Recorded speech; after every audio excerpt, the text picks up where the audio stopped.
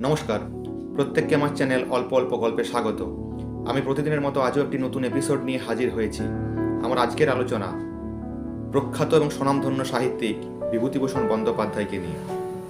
বিভূতিভূষণ বন্দ্যোপাধ্যায় সম্পর্কে আমরা সকলেই জানি, তার সম্পর্কে নতুন করে আর বিশেষ কিছু বলার নেই।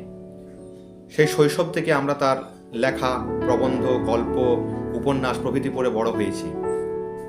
বাংলা সাহিত্যের একজন উজ্জ্বল রত্ন বিভূতিভূষণ বন্দ্যোপাধ্যায়ের কাহিনী নিয়ে নির্মিত হয়েছে একাধিক কালজয়ী বাংলা চলচ্চিত্র। কিন্তু আমার আজকের আলোচনার বিষয় তার লেখক হয়ে ওঠার পিছনে প্রচলিত একটি মজার ঘটনা সম্পর্কে।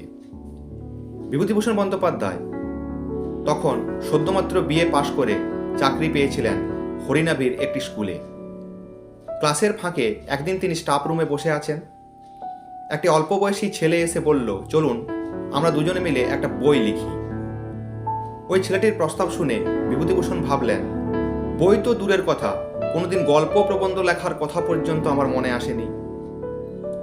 পরের দিন তিনি স্কুলে গিয়ে দেখলেন শীঘ্র প্রকাশিত হইতেছে উপন্যাস নামে যেখানে সেখানে একটা বিজ্ঞাপন সাঁটা। ভাবলেন নিশ্চয় ওই ডেফো ছোকরার কাজ। এদিকে বিভূতিভূষণের সহকর্মীরা তার কাছে জানতে চাইলেন, কবে বেরোচ্ছে আপনার উপন্যাস?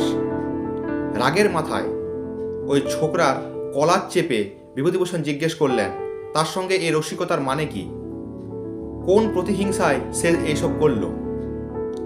এই ঘটনার জেরে রাগের চোটে কাগজ কলম নিয়ে বসে একটি ছোট গল্প লিখে ফেললেন এবং পাঠিয়ে দিলেন একটি মাসিক পত্রিকায়।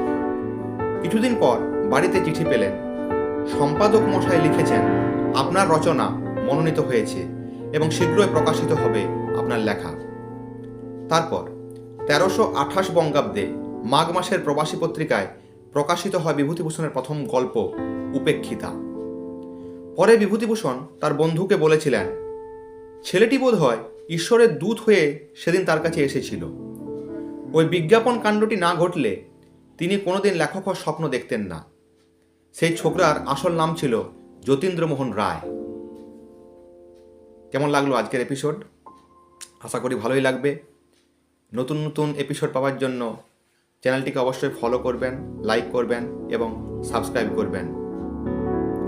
ধন্যবাদ, নমস্কার, সবাই ভালো থাকবেন।